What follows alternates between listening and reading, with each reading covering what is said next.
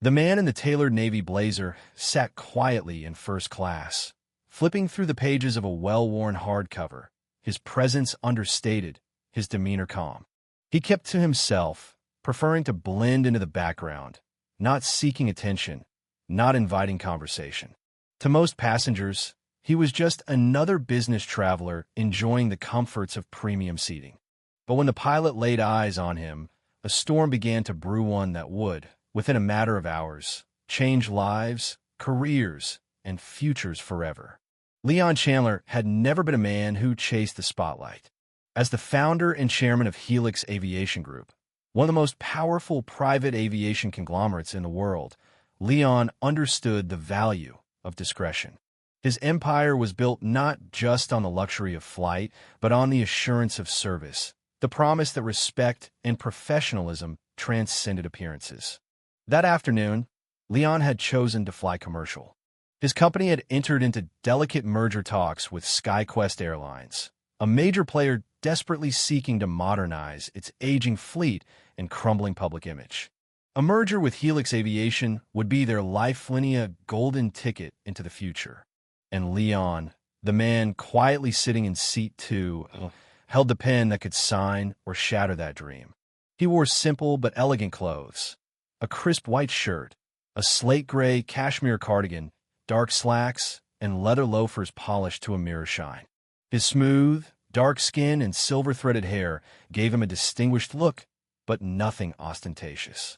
To anyone who cared to notice, he exuded understated power, the kind that needed no announcement. The boarding process buzzed around him.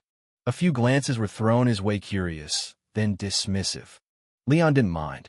He had lived long enough to know that assumptions could be amusing and dangerous. He simply tucked his book under his arm and watched the passengers settle in.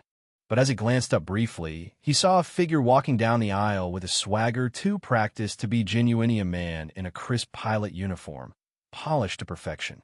Captain Derek Stanton. Captain Stanton wore the uniform like a crown, his every movement screaming entitlement. He had been with SkyQuest for nearly 15 years, rising through the ranks with a mixture of skill, charm, and an ego that often left a trail of wounded dignity behind him. And now, seeing Leon, casually dressed and sitting alone, his instincts flared. Something didn't fit the image he had constructed in his mind of who belonged in first class. Captain Stanton approached with a smug smile, leaning slightly closer than necessary, voice loud enough for nearby passengers to overhear. "Good afternoon, sir," he said, dripping condescension. "Can I help you find your seat? First class is reserved for our elite members." Leon looked up, locking eyes with the captain. Calm, patient, unmoved. He retrieved his boarding pass from the breast pocket of his cardigan and handed it to Stanton without a word. The captain barely glanced at it before offering a dismissive snort. "Must be some kind of clerical error," he muttered under his breath, but loud enough to draw snickers from a few nearby passengers. Leon said nothing. He simply smiled and opened his book again, as if dismissing Stanton from his universe entirely.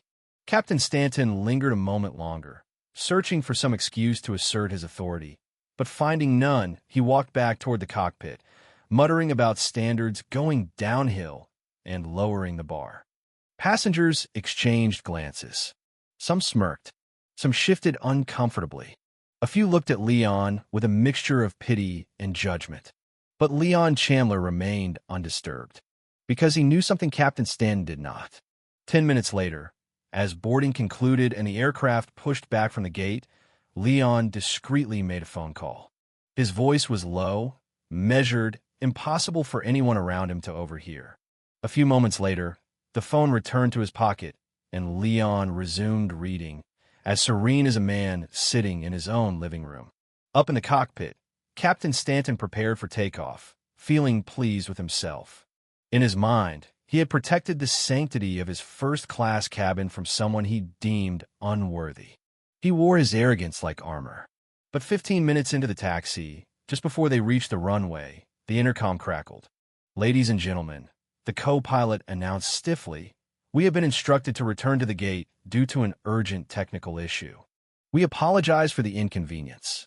Murmurs of confusion rippled through the cabin. Passengers checked their watches, sighed in frustration. The plane made a slow, reluctant U-turn back toward the terminal. As soon as the jet bridge reconnected and the cabin doors opened, a scene unfolded that no one on board would ever forget. 3 senior executives from SkyQuest Airlines, 2 men and 1 woman stormed onto the plane, their faces thunderclouds of barely contained fury. They moved with precision, bypassing passengers, heading straight to the cockpit.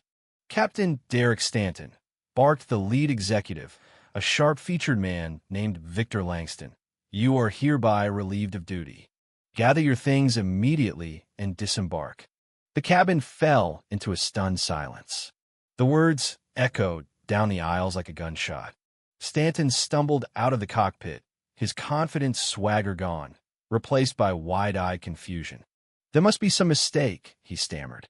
"I was just ensuring the standards." Victor cut him off with a cold, slicing tone. "The only mistake here was yours. You humiliated one of the most influential figures in global aviation. Mr. Chandler is not only a critical partner in our future merger, is the future of this airline. Thanks to your behavior, that future is now in jeopardy." Leon remained seated, quietly observing. He didn't gloat. He didn't smirk. He simply turned a page in his book. Security arrived moments later to escort Captain Stanton off the plane. Passengers craned their necks to watch the once proud pilot trudge down the aisle, his cheeks flushed crimson with humiliation. Some passengers looked at Leon with fresh eyes that now saw dignity where before they had only seen assumption. Others looked away in shame, recognizing their own silent complicity. Leon finally closed his book, stood with deliberate grace, and nodded once to the cabin at large. Without a word, he exited the plane, his presence leaving a vacuum of awe and whispered regrets behind him. By morning, the story had exploded across news outlets and social media.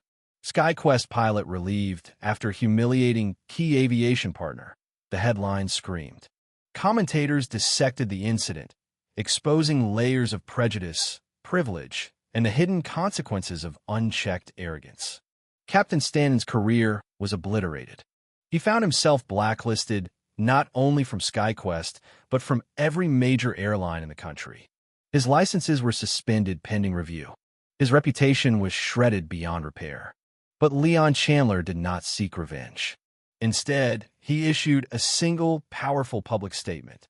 In a world that rushes to judge by appearance, let us remember that character, dignity, and merit transcend the surface.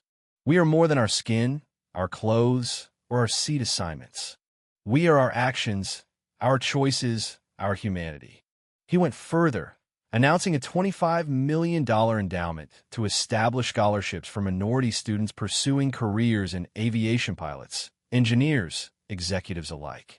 What had begun as one man's arrogance turned into a movement for empowerment. Leon continued his journey, attending the charity gala he had flown to support, meeting with leaders, signing the merger documents that would shape the future of flight. But in quiet moments, away from cameras and boardrooms, he smiled at the memory of that afternoon, not out of spite, but as a reminder. True power doesn't need to shout. It doesn't demand recognition. It acts, and the world watches in awe.